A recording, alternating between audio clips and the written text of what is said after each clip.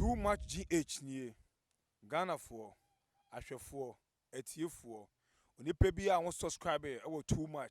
GH no subscribe wo na ehintasem ensem a ebuafa oman Ghana so na ye de bremu one god nie, the only one god in GH. Eho na de bia mehwe abrochefo ene Ghana for mo wi asafa na ina me recommend emamo too much GH.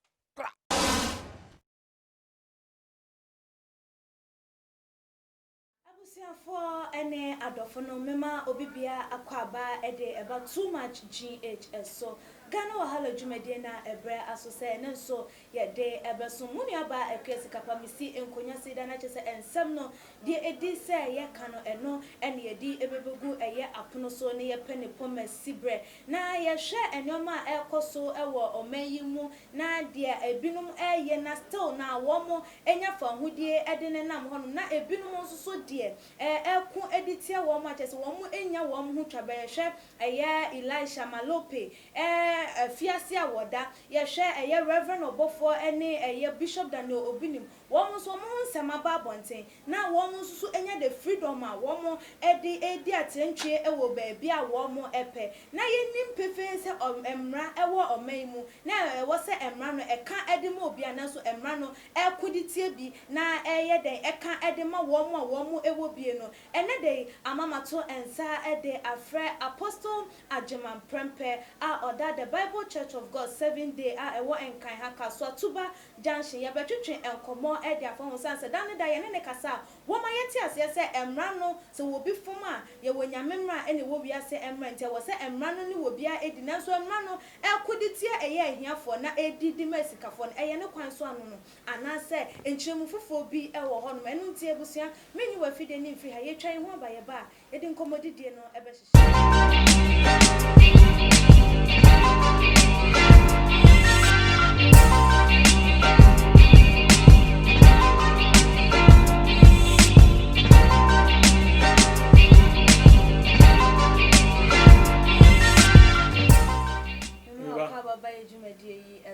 ya ba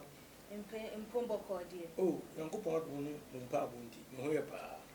na wo so e nyame adom nso me ho ye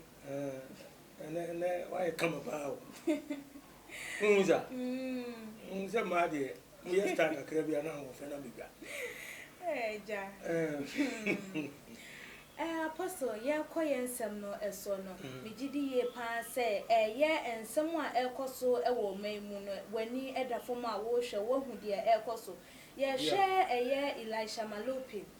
ewo babonten ebebe kan nsem bi edefa Reverend Obofo ehu ekire yi obabonten biem ebebe ka se ensem a wo kan ye no na ntro enye no kure na wo pe edinje na no wo po obi a obefa no so a chese nipa ono so like Ghana phobia nim no a ono so betimi agina so ede agi edin no nti e no bebe ka sa ensinto agi ne mfonto aso nse de oyeye no enye ensusu ni nyina mu no ye de ne call eye asindibia kokodi na asene ama ne 12 months a me che 1 year se won serve ewo eye na duafie enye adwumaden odem sisi a chese nchemu kra ba chese asisi abrante no kana adwumu ya aka ne kakra bi ewo hono enso wo hwe honorable Bishop Daniel Obinim ene wo bofo a wo mon sensem eba ye dane wo bi ba no aba beka wo mo ye de adi wo mo timi be betina radio so TV so ebebe chirechire ensemu enso still wo mo da so enam ba bi a wo mo enam edidi emen ene wo mo yire no wo mo ma etum pasa ekọ ba bi a wo mo pese wo mo ekọ enso so Elisha de yi de eba ye na nkofo anasa atemuafo timi esinkonya edi asem no ama ya kire se wo se wo kokodem denti ene ma ne basa ensem no like say na wo hu no esi efa yo akuya si kapa me da wase lady kan ya me nhira mo no pagam adwumafo nyina so da masi ya me nhira mo na yimpa ye se lady kan pa me hia me asasi so ya me mfa mu nyina mu din hye enkwan mo go de eti eye owi ase nyina no be de tom de bi ne be ya de njan enkusi aga nkwaje ni ya tu no nhira mo mama so dwi chia me yire me ma ne masafo me nyina urade mo am no ntum nkonye ahwefo ene atiefo obia nyame nhira wo a wo hwɛ saa too much GH mun kɔso a na mun hwɛ na mun ti asɛm a ɛkɔso na isese wiase edi akukura hwɛ ase yɛ na se wo kyena se yɛ nti asɛm papa da bia o wiase a yɛntim nanso onyame ti ase nti no kura sɔfo wɔ hɔ na atorofo nso wɔ hɔ nti ɛsɛ ne nyinaa nso yɛ adwuma so nti mesrɛ mu dam ase paa so mo nya brɛ amaye wobusa masɛm bi ewiase ohiani ni yonko babura ka ho ba ayi Proverbs okay ohiani asɛm a mɔbɔ amemfa of friends Luke chapter 16 verse 19 to 33 so friends papa Yesu waka osikani bi ene ohiani Lazarus ho asɛm papa bi no uskapa wa shada so na ohiani ni de na busuafo krapon wasanso ayare wotutu akuro wobre onya boafo ehia na hia no ohiachi ene yare obiane kura no sede ne ho sia no asa bore ni nti no okọ obi anche ya ne ye pam no so ti ase enti de oya ni se ohun se sikani bi te atifi fam ho ene oya se okọ no ka ma sikani de abiane wo ho benya bia bi nkraman woni fi ho sikani no hunu se obi sa ba ho no o ma ne nkraman aba wi ne na be ke ka no ma no wi tie ni yo na onu okoye no o se ka aduane a osikani ne yire ne ma bedie emproporo wa na begu fomo ena nka oni de oye na adwene se wo kɔ de egu fomo aye ka e pra koto ogu ne fama ni ena ma ne nkrama ba wi no tie ni ye hwɛ asikafo bebre hunu hiafo mo okay na mra o ma ne nkrama wi no papa Yesu abɔfo be fa no kɔ Abraham kuku paradise ewomu a onipa nso twumu tan ene betentene ye pa obi ankum kura wa obewu ono so ne time so yuwi okɔ na wotie ensem okɔ so asama do papa Yesu di ato adasama nimu a enipa nwene saa de no a na ye mwanwa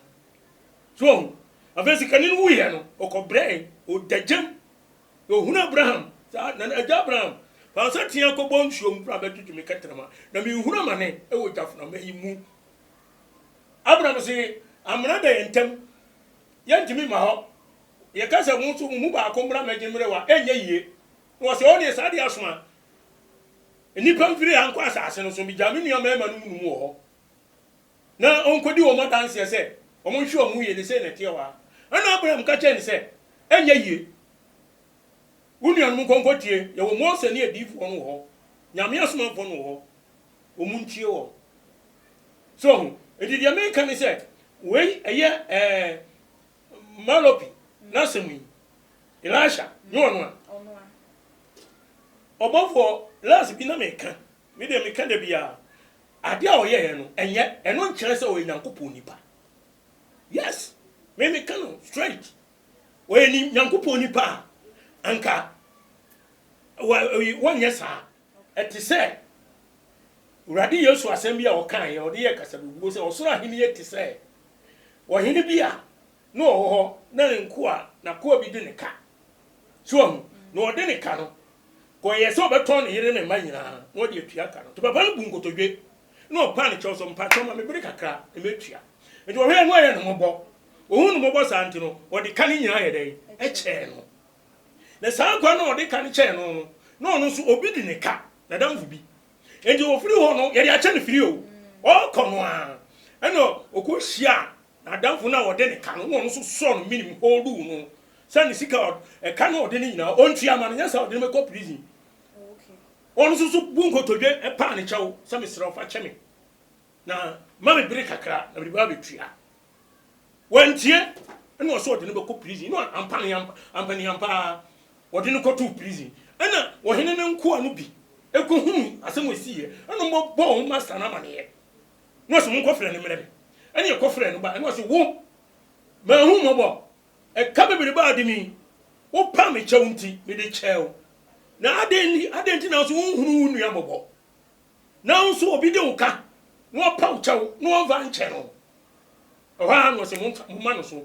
fa no koto afiase no de no koto afiase conclusion ni say papa is say someone free mo akomam amfa mu nua no mfo so amfiri wo mo a sala na meja wo so wonfa mo mfo so onye den enche mu na enche mu kira enti wo bafo no enka emra malopi wo pacho anase obeka say de o kan ye nyina ye nkwase asem wa nye ni ye enti wo bafo mfa no boni nche no na nye sa na asem no tie kura anamboa o se o bafo se o firi nyankopon party asefo ena wurade na asoma na kapa be Yesu asem no o kan edi kire no o se ko no so firi na komam no di cheni nua o se o de no koto afiase nti afiase a obafo de na koto no de me de me kan play ono so nyankopon wasem ene nyankopon ene o nyina ye wurade no wase wa anya ni ye se o de no to afiase na se wo so nyankopon wo ye nipa ye nyina nipa bie no aboni ni no eti wo so wo ye ya de bone fo wasase so enye sofo wo di no odifo ye ni reverend ya wo ye nipa why you mistake that eti mistake na wo ye ntu nyankopon so de be chew imagine. Okay, apostle yen show yes say no nipa na kwa kodem onso ho nsem aba ye kan nanso so no wo emra no eni eye malopi edi ye no omuni like bosume ba kumu na yegu like yebu ensem no yatena ensem no so ebu ne say wono wo ye de wodifo e wo de oye nti won konkodem enso wo mo bone kumu makun nipa omo ye ne oma ensem fatani nyina aba abonte enso so emra na de wo mo ene wo mi di na chese emra na ewo omamu no efeve sikafo chen hiafo ana yo mi da se akua who busa me nsem akese nanso the Bible has the answers. What you say hwe midiga kan say ahiafo ya am dey Lazarus de no ye example no we ohia ni awase mo ya pa ewiase akwakoye say sika na ewuru ewiase akwakoye say Ghana ha wo sika ni niu wo ni sika yi niu ene sikafo ne kan ebem on ya meche no sisi ai nkofo a ye wo sika no on me ka say one wo say obi wo ne hu nsem aba evidence wo ho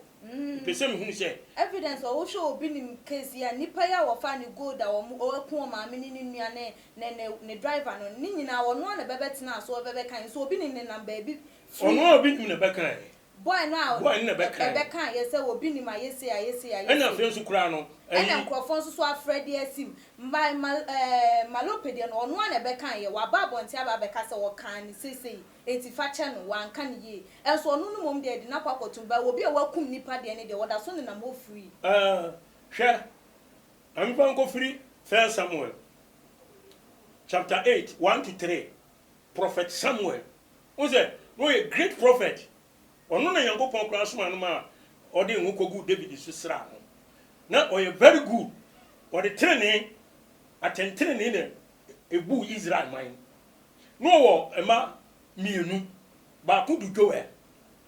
ba ko de Abiya na samuna ntie nyinyin ye mpenimfo na papa no eye prophet Samuel woduru ba bi no aba akokora Samuel no na wo hwe Israel man so atentene ne na se atemwo nsem bia baba o man mu bia ono na hweka entitam bia no de bibia to na kwem pepepe na onye sikani bire enti ekoba ne se wo ba akokora no ena ofren sen oye oma ode ne ma no esisi Israel fie eso atemufo on ne ma no mienu ye judges o Israel the Bible say according to quotation ya me ma we was it na Samuel ma mienu no womo amfa womo papa kwan so na womo gigi adamude na womo bu ntanchia chese womo je bribe na wo na odi bi ma bribe ni nti obi tua ma na na kodifo na de odifo no so no wo akọ akodi bibi ko de odifo no wo sika nti enu amu na ekoso wo enu na ekoso ama Elisha sesi wo eni free tete bribe je ne de e wo ho free tete ni pa so wo nyai na enyai chana de nti a wa obi nim eni omu ye sanze omu sika mo Let me share 12 richest pastors in Ghana. Omukano.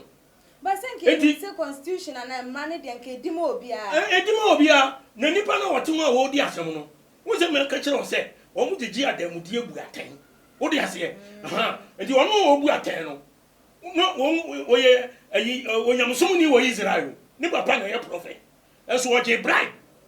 Ed Danny in some nomad would dip him could for. So, and almost Sika Mutria. Sika, and the middle may catch a judge for say. Won't show you a man, judge for any lawyer for.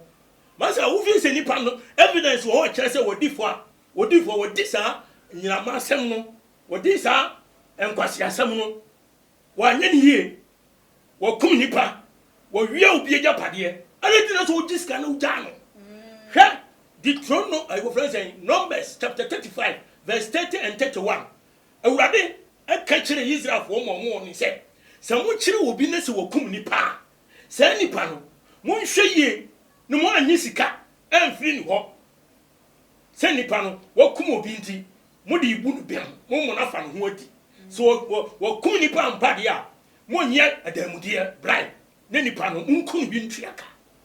This is what God said. So enti say emra wasasi so nyamena na hyehyɛ emra no ene yempanifo de ibu man. What you say? Enti emra wasasi so no. Say nipa no no krose wodi ade na mo gine bribe. Ade ntina enti ne yanko yanim no. Enti na Ghana ye bre na niema nyina nkoye mo obi a ye bre no. Akoye se mpanimfo no mo e wo sika no. Ene omo koso koye nim. Eye bribe no omo gie. Onti wo se obi nkra wonya asem bi pen. Meboa. Wonya asem bi pen. Edi asem kra. Tam obo akwara bi na wo call ye de call police no. Won enu say o cover ye tua sheda sa enu ye foolish case me boana won je say ni case say urade amam na say penifo na fie na esi wo mo a obekwa ba ebete ebe wi ase no yeso obi nim wa ye free odi bem ntina che say eyesika watuatu ahya ase ntina ama ensem no de bia na ye tu sheda na wo cover lawyers 7 court no lawyer no tuanka ena judges nso mu di asem no won so won fi lawyer mu no mo call ekodu gira bia judge o ito mu nyina won de oye otemufo obuaten so eti obetumi tua sika nso ama won oh yes na je obi no makukuru 5 billion e di ama lawyer ana 10 billion e di ama obi no 10 billion ye ni sika obofo 10 billion ye ni sika asofo mpenfo akase no we nye sika ma won and then 20 billion going to be chairman of one ton of foolish case. You will pay for it. You pay. No, you're certainly free. And then I make sure say, well, you're a man at the minimum, a bit bassa. Now, I'm New Testament. Papa, yes, we are sorry, you know. I saw you for one, guide Christ, you know. I can say, where dear, we are not go for bampa. The assistant, you know, Eddie, one more coin. Who's as a papa? And more time to die. To move so, yes, you dear. Papa, you never bampa. Indeed, you only say, Omuko bomb penny for money. And one more crown. And one more farm penny for be home. No more money, say. Say, Papa no Caso Bessor was sorry, ampa. And I'm penny for no so form penny for. And no man no penny for no. Win him. And one catch him some more chance here in Shiam. Conference. And that's a meeting. And one catch it almost say, Yabama Muska. Ye mamusika na monko kwanche amanfo se ye da na dwono ene na suafo no ebe wia yesu di no koye na se emugo kanisa na asem no duru amara do animu a opanimpa no hwe o ma no so na governor no ye ne ebe hunu kwan ebe fa so ebe kirekire wo mu Matthew 28 verse 11 down ene kasa asem no so ene omko ye sania empanfo dis kan ma omji skan no omko twatoro an kan kura no e wo ho de besinde so ti ase enti ayi bribe gie ne de e wo ho enti de me kan kire Ghana mpanimfo ene judges a wo mo edi asem ni titiru no wo mo na manipa ho kire wo mo nipa ehu na mane wo mo sekire ho madwen na de wo mo na mo so no wo ya judge wan asase me wo a and the righteous judge o tini a odi obu atentene ene Yesu Kristo obeba bebu judge bia so aten because onim obi akoma no na dwena wɔde wɔ hɔ enti malopidi no mesɛ nasɛm no yɛ ɛyɛ me ya paa bɔfoɔ meka no pray wanyɛ adeɛ nyame nipa gya ma ne nka gya wode asɛm kyɛ a na mfa ahwe nkyɛn ɔhu sɛde Matthew 5 papa yesu kan no verse 11 and 12 wɔse nhyira no mu sɛ ɔdi atorɔ na ɔka nsɛmmɔne biara atom soɔ na medi nti ɔdi atorɔ ka nsɛmmɔne biara atom soɔ na momo mo ni nye na mo ho nsɛpɛ ho na mowɔ akatua ɛwɔ soro wode aseɛ Christ si na somafoɔ no na dwumayɛfoɔ no sɛ nkurɔfoɔ ɛka nsɛm gu yɛ so a yɛmfeeli happy wode aseɛ na yɛwɔ akatua pa wɔ soro sɛ woyɛ Nyankopɔn nipa anaasɛ Kristo na asoma wo a asɛm wei wode bɛyɛ adwuma yɛwɔ deɛ Kristo aka no ɛna ɛyɛ nokorɛ ɛna nkwa ne nhyira wɔ mu Apostle ye di ensem ni ese ni ye hwe eye demon breaker ba wo ba ye wo ba bebeka wo mo asem eye obi ni masem ba mu eye obofo ede eba mu eye manase nsuso ba ye the same thing obi aba eno ano wo mbeka na nsuso wo mo de ye ntimi mfre wo mo enko se ye kwakwa kobusa wo mo nsem bia e wo police station anase sei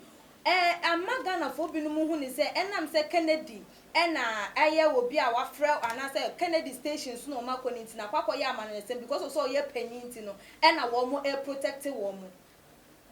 uhu ne sen no korɛ say because of say Kennedy ena eto nsa de frɛ wo mo se wo mo memekasa anase wo mo mechire mu magana fo ehu nti enu ntina wo cover up de ma wo mo because of say na aban enete so nti ana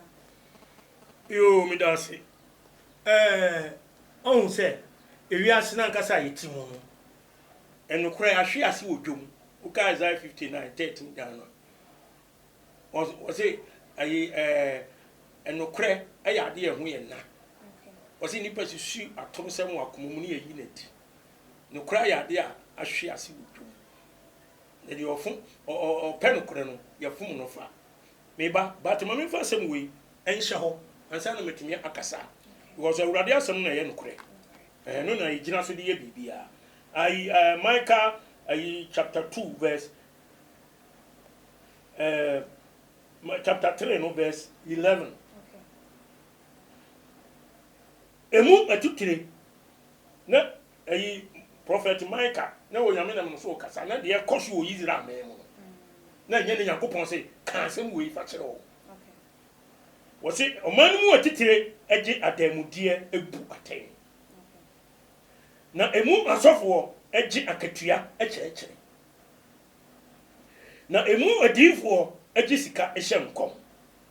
na wɔtwere awurade ɛka sɛ enye awurade na ɔwɔ yemu yi bɔne biara ɛma yɛn so amen hwɛ wɔhu wɔso ɔman mu no emu atitire agi adamudie bu atɛn asofo agi sika kyerɛkyerɛ difo hyɛ nkom agi sika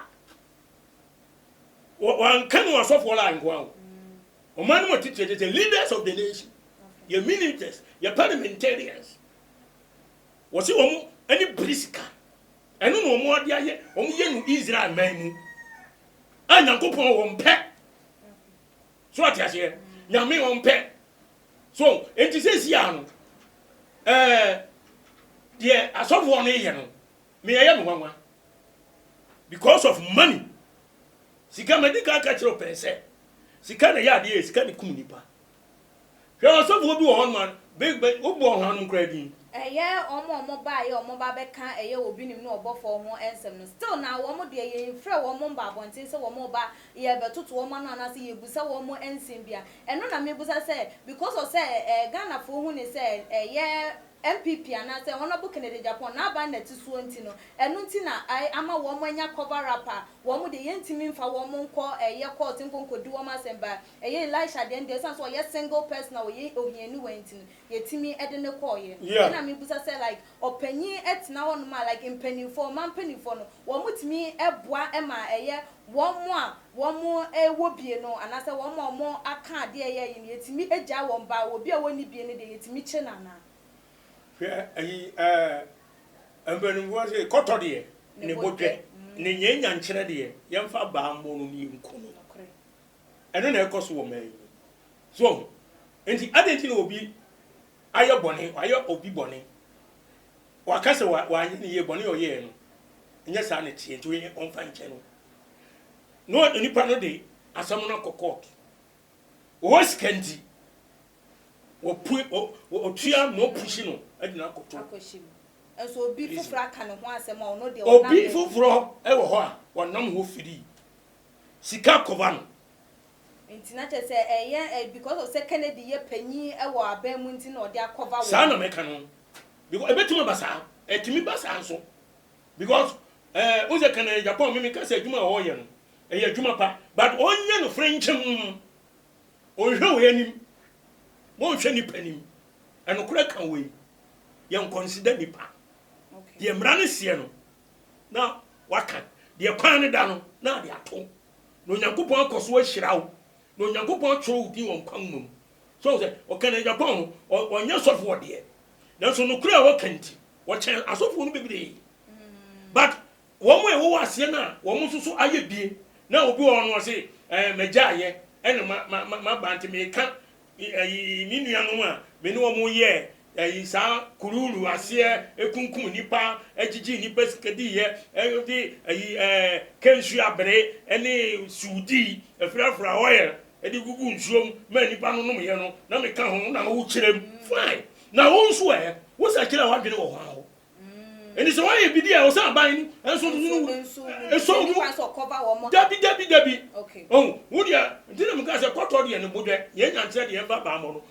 omo de ya wo ka eni wo ka de ya wo ye bida enti nipa na wo so wo bua ma ye bu no agi ni sika fi ni sam no wo so aban ese ye wo den ese ye chu ese government na kire wo ye de no kokop mo so be kirem wo so be kan odivo a ye de na tum ban sa de a o ma no mu ba jo o mu se asam na nsam na e koso no nsam no a e koso no akoye ti se sisi ano ewiase ko wie ye ho na awurade e hye nkom se adivu atrofo bebere beba beda da nipa bebere o ti ase enti eno na efofe na se Nyankopon nam obi so e wo Ghana ha na obiepie niema so secret o nyina epie dia ene yema ni nyina mpie 100% yenyi bi ye fa bi nya bi o ti ase ni yenyi ni nyina pepepepepepe na o ka Jeremiah chapter 48 verse 10 awurade se enome enka de oye awurade adwuma biara enti sangbofo ni nyina enome da won so so ti ase because Nyankopon na aka se enome na enka obi a oye na adwuma no biara se so mo ye nyame adwuma no biara ana sika no an mo pre sika na ne mo hwehwe why se se ya tie se me ka jo se asofo mpanimfo no bi wo hon mo a akasi na mo ye osisi schools secondary schools universities wo mo suku no wo mo hunu ni ba mbobo wo mo suku fees e boarding esene abande na wo ye Kristo ni Nyankopon na afro se be hunu ni ba mbobo ya doye wa kan kire of the Deuteronomy 15:7 no ekosi 12 no wo se enye deni ohia ni beba wo sa aseso enti me show se bia unzama onua ohia ni so ehia fo usuku no de sikafo wo de gi wo mo no sa na de gi wo enti se wontimi nyi sikani kese na onyi ohia ni enso so kese a ti enye moderate enye bibi na obi antimi enkobi omo de abo odin obi wo ma semester baako 15 million 40 million whereby university government legon UCC no muni ade UST no eno ebi a omo gi be 25 kura bi nu wo na wo gi 50 wo a wo ye Kristo ni wo sofo pon na wo sisi wo ba bua nipa na ba sisi nipa ede be na ekoso no enye di asofo no ye no omu nyai because enye san Kristo suma na say asofo e meye wo je Kristo ma mfa we nkato okay so be say ye di ba wiye wo we of say Papa Yesu Matthew 14 verse 13 to 21 oyi ofri mpuano eposo esi mpuano esere bi so okay ena wo mo ete so wo ko no wo mo yare nyina tu fi nipa 5000 eno mko mampo ni me nkwara nka ho ena wo sa wo mo yare nyina yare afa owie na onyunu jo kobo nyumre be nu nsia ena Peter na esu obo se ne ewurade se onyunu jo ade esa enti jankrofo ekwan no omunko ana urade ka che na omunko ne enkopa bibi eni omatena wache ana urade ka so o mu amumpe aduane bi ma wo mu ni ye ni hwi o no se de na mu ni hwi wase pano enum ani empata mienu bi no se mu fa mena be ene baba yesu ji panu ani abata ni o hira so no de ma mu nyina didi ene o mu meye ansana o mu firi wako hwo we nyina yesu ye de kire se ye hu nipa mobo ye nipa do ye de o bre no ye nyina de so amrafo ye mena de so amrafo na o de wo ye bibia se o mu nko anu wo sika o ena so no hia wo obi nya dwuma na dabia no wonko na wokosoro ni atu di we say ne dia betu social media the richest pastors in Ghana ya nipa dumi no we just am ni asofo am wo sika na wo yasofo wo sika bebebe sa no ena kosi di na wo church members 2000 and 3000 and 500 na go on na o ga say hia fo ni and why don't you support them sika na o pedi bebebe ahunya dia no dey kwai o sikani no ni Lazarus de no o wi no hunu de esi e wa asama no na say mo church ni pan okay they are doing me they me say they are doing their own business yeah the bible and akati ni kuta adwenkese eno mo ni da da nipa asem ni nyina no jo apostle for our number etu dwane mfa ensem na ensi so ahwefo ne etiefo apostle Ajima Prempeh na watimi nka no me number ni 0544 26 14 0544 26 14 and 020 700 70 211 020 70 211 Abusiafo apostle Ajima Prempeh ne number enodi etu edwane wakasa ebebre na tese wo me yehun se omanyi se ye kan se ye bu ntanchia ne yidi a ewo mu na oman na nkasa no justice no in favor ehiafo ena nya de nso se ebe favor because den ya ewo twrokunkunim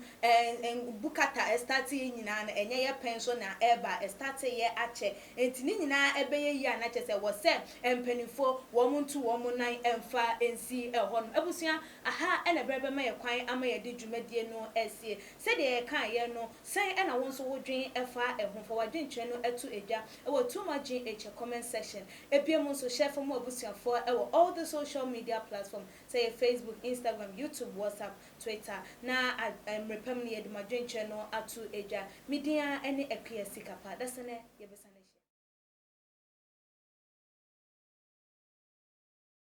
Thank you.